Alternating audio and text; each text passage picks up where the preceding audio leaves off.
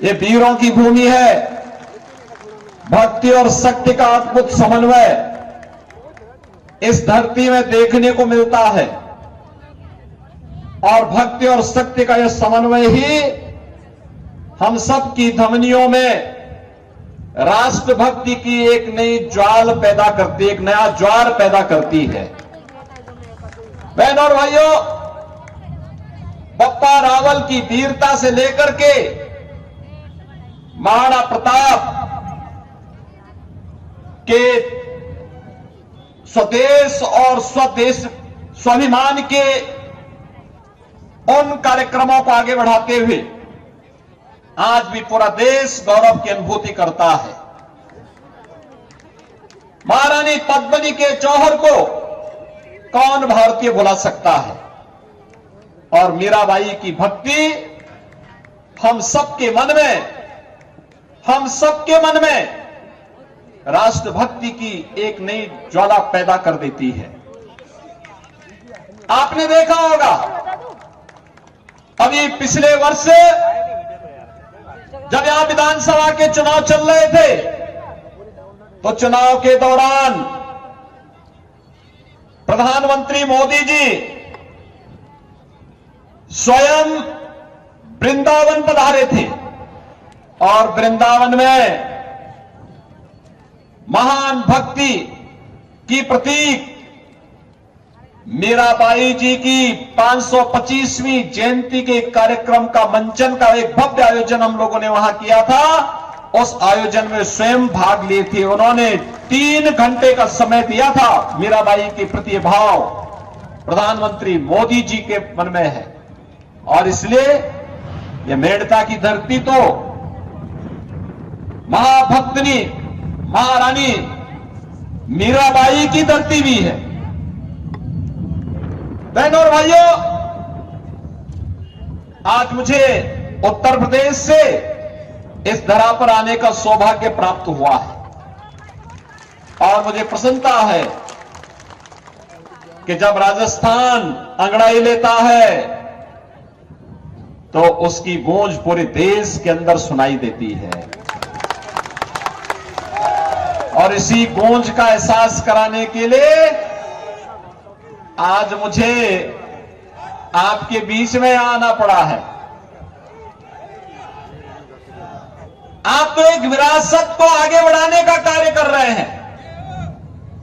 एक विरासत जो मेवाड़ और मेड़ता को आपस में जोड़ता है, एक वह विरासत जो राष्ट्रभक्ति के साथ महाराणा प्रताप के संबंधों का हम सबको एहसास कराता है, और एक वह विरासत जो कृष्ण की भक्ति में लीन मीराबाई को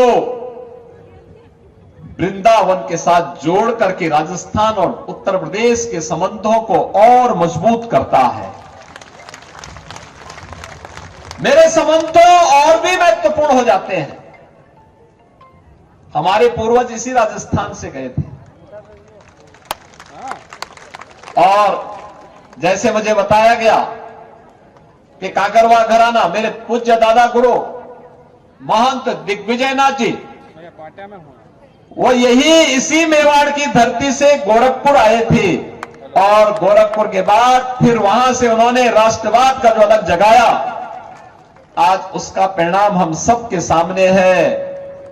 अयोध्या में प्रधानमंत्री मोदी जी के प्रयासों से रामलला के भव्य मंदिर का निर्माण कार्य हम सबके सामने हुआ है। बहनों और भाइयों, मैं आप सबको इसीलिए इस बात का एहसास करा रहा हूं। विपरीत परिस्थितियों में धैर्य न खो करके महाराणा प्रताप लड़ते रहे। उन्होंने स्वदेश और अपने स्वाभिमान के साथ स्वधर्म को झुकने नहीं दिया था। देश के लिए और मातृभूमि के लिए लड़ते रहे। इसके लिए कष्ट सहना पड़ा था। इसके लिए उन्हें जंगलों के अंदर भी कुछ दिनों तक रहना पड़ा था, लेकिन अपने जीवन काल में ही सभी दुर्ग और सभी किलों को वापस लेकर के उस समय की सबसे बड़ी ताकत कही जाने वाले अकबर को उन्होंने घुटने टेकने के लिए मजबूर कर दिया था। इस पावन धरा को इसलिए हम कोटि कोटि नमन करते हैं, जिस धरती ने कभी भी स्वदेश, स्वधर्म और स्वाभिमान के साथ समझौता नहीं किया है। बहनों और भाइयों, आज देश एक बार फिर से राजस्थान का आह्वान कर रहा है। ये राजस्थान की धरती उसी बात की गवाह है, उसी बात को लेकर के चलती है। लोग मुझसे पूछते हैं कि राजस्थान में आपको इतना प्यार क्यों मिलता है। मैं कहता हूं क्योंकि मैं भी सत्य का पथिक हूं और राजस्थान में उस सत्य की आवाज को हमेशा मजबूती के साथ आगे बढ़ता है। बहनों और भाइयों, मैं आज इसीलिए आपसे कहने के लिए आया हूं कि देश अपने भाग्य के एक ऐसे मोड़ पर खड़ा है जहां एक और प्रधानमंत्री मोदी जी के नेतृत्व में विकसित भारत की संकल्पना को साकार करने के लिए जनता जनार्दन का आशीर्वाद मांगा जा रहा है। और दूसरी ओर वे लोग हैं जो भारत को विकसित नहीं देखना चाहते, बदहाल देखना चाहते हैं। बहनों और भाइयों, आपने 10 वर्ष में बदलते हुए भारत को देखा है। 10 वर्ष मोदी जी के नेतृत्व में एक ऐसा भारत दुनिया के अंदर जिसका सम्मान बढ़ा है, सीमाएं सुरक्षित हुई हैं। आज कोई भी विधर्मी, कोई विदेशी भारत की सीमा में अतिक्रमण नहीं कर सकता। कोई विदेशी घुसपैठे भारत की सीमा का अतिक्रमण नहीं कर सकता। भारत के अंदर आतंकवाद और नक्सलवाद की समस्या का समाधान हुआ है। अगर कहीं पे पटाखा भी तेज से फूटे तो सबसे पहले सफाई पाकिस्तान देता है कि इसके पीछे मेरा हाथ नहीं है। ये भय दुश्मन के मन में है, क्योंकि उसे मालूम है कि अगर किसी आतंकी वारदात में पाकिस्तान का हाथ होगा और उसके द्वारा प्रश्रय प्राप्त किसी आतंकी संगठन का हाथ होगा तो उसको लेने के देने पड़ जाएंगे। इसलिए वह बह के मारे पहले ही सफाई दे देता है, कहता साहब मेरा हाथ नहीं है, हमारे इससे कोई लेना देना नहीं। बहनों और भाइयों, देश के अंदर विकास कैसे होने चाहिए? Highway, railway, express highway, IIT, IIM, AIIMS, 1 district 1 medical college, हर घर नल की योजना जैसे बड़े परियोजनाएं आज देश की शोभा बढ़ा रही है, देश को विकास की एक नई ऊंचाई तक पहुंचाने का कार्य कर रही है। और गरीब कल्याणकारी योजनाओं की तो कोई सानी नहीं। याद करिए, 14 के पहले लोग भूखों मरते थे, अकाल पड़ती थी। 14 के बाद पिछले 4 वर्ष से आप देख रहे होंगे 80 करोड़ लोग फ्री में राशन की सुविधा का लाभ प्राप्त कर रहे हैं। बिना भेदभाव के इन योजनाओं का लाभ मिल रहा है। याद करिए, भारत 80 करोड़ लोगों को फ्री में राशन दे रहा है और पाकिस्तान की कुल आबादी 23 करोड़ की है।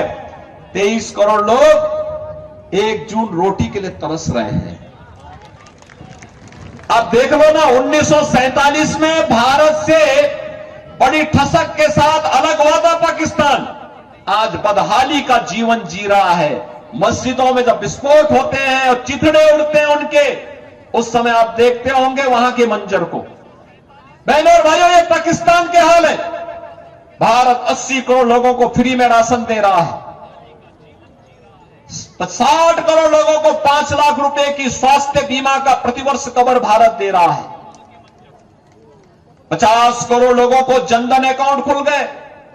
जो कांग्रेस के लोग लेन देन करते थे, उस समस्या का समाधान मोदी जी ने जनधन अकाउंट करके खोल करके हर गरीब के पास सरकार का पैसा सीधे पहुंचेगा।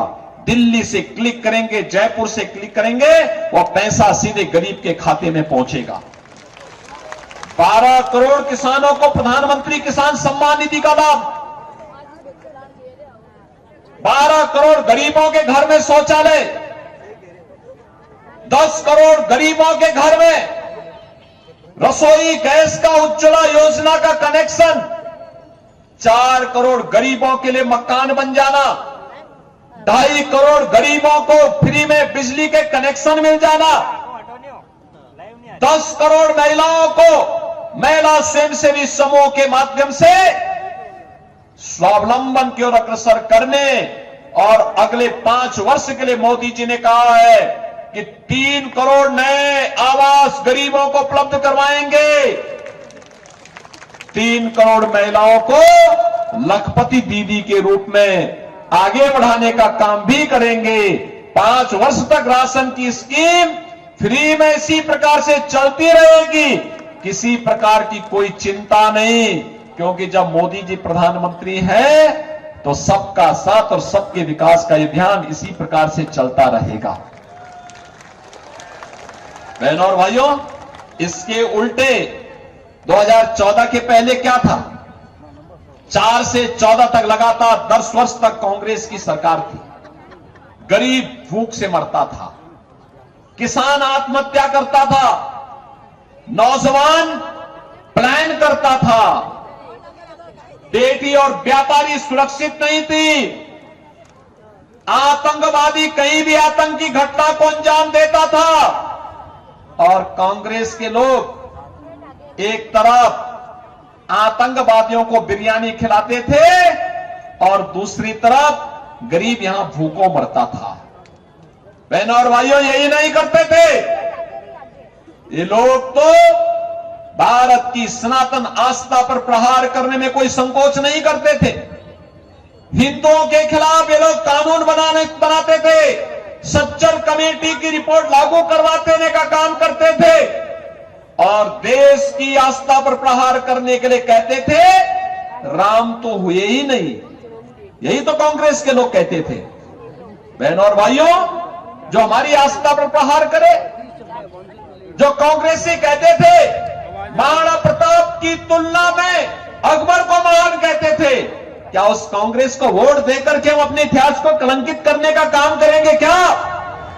जो राम के अस्तित्व पर प्रश्न खड़ा करते थे, क्या हम उन्हें वोट देकर के अपने इतिहास को कलंकित करने का काम करेंगे क्या?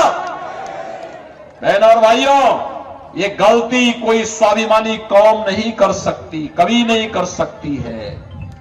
याद करिए, महाराणा प्रताप के साथ वीर योद्धा के रूप में यहां के भील और मीणाओं ने भी पूरी मजबूती के साथ उस लड़ाई को आगे बढ़ाने का काम किया था।